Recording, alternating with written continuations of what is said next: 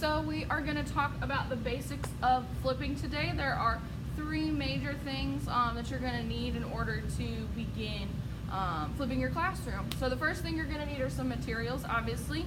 The first one is a recording device. Some people, I've actually gotten used to using my iPad a lot. Some people use a flip cam, some people can use your cell phone. I know the Elmo also works if you have the right program for it. So just some way to record yourself. Second thing's gonna be some whiteboards. You can get a whole sheet of whiteboard, like really large whiteboard, and get it cut down into 6 different pieces, which is what I have right here. It works just fine, just like a normal whiteboard. And the boards are pretty big, so you should be able to see them when you record. The third thing is not necessary, but it is a little bit more easier to record yourself, is a tripod. I got mine off of Amazon for 20 bucks. And the whiteboard is actually also around 20 bucks. So not a lot of materials that you're gonna need in order to flip your classroom. It's pretty manageable to get.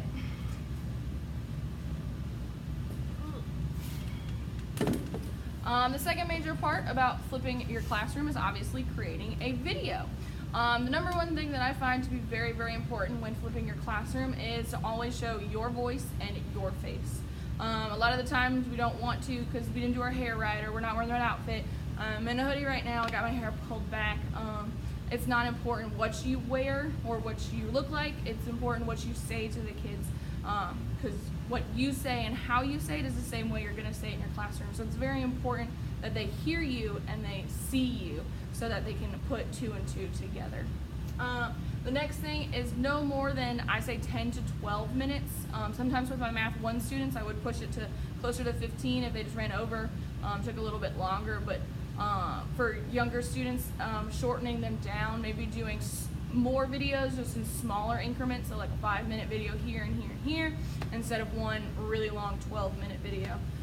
We've all watched those things on Facebook and you're like, how much longer do I have of this? I want it to be done. The kids have the same thing. Number 3 is very, very important. You do one take and one take only. If the announcements go off, you wait and you let the announcements roll on, and then you continue on. Someone walks in your room, have that happen before in a video, you say, hey, go away, do them a video, keep going. The kids will find it actually really funny. They'll make fun of a lot of things that happen, but don't do what you have to say and then move on. And then the last one, and this is more to make people feel more comfortable, you don't have to find brand new materials. Most of the videos that I made are based off materials that I already have. A lot of my foldables, a lot of my notes from my interactive notebook, I just use those over again. I just kind of put them into a flippable way. So instead of me writing them down on the Elmo with the kids, I just have them kind of up here, or I have them projected on my screen, and I just go through it that way. And the last one is sometimes the most important, and it's what you expect your students to do while they watch your flipped videos and what you want them to do with this information. So before you do anything with your flipped classroom, make a video, make it something pretty simple, and then walk through it with the kids. Give them the notes, give them the foldable, give them an outline. Tell them where you want them to put the notes. If it's a foldable, obviously you want them to put them in the same spot that you put yours. If it is in their interactive notebooks, make sure that they put it in the right page. Tell them at the beginning, make sure you walk through these processes with your students, or they're always gonna have some questions and not be too sure. The second thing is make sure, discuss your expectations, obviously, with the kids. Tell them where to go. And then the third thing is twofold. You want to have a plan for what the students will do if they don't watch the video.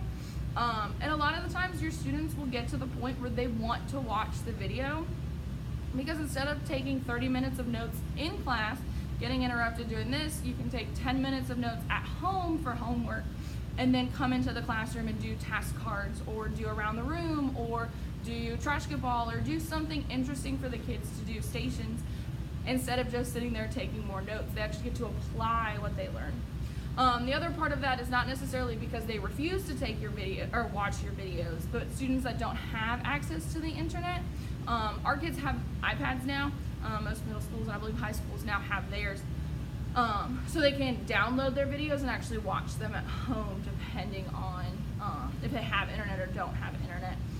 Your other option is most of the kids get here early enough, they can watch it when they get here first thing in the morning, offering after school hours. If kids really don't have internet or don't have a way to get it, then they can do it that way.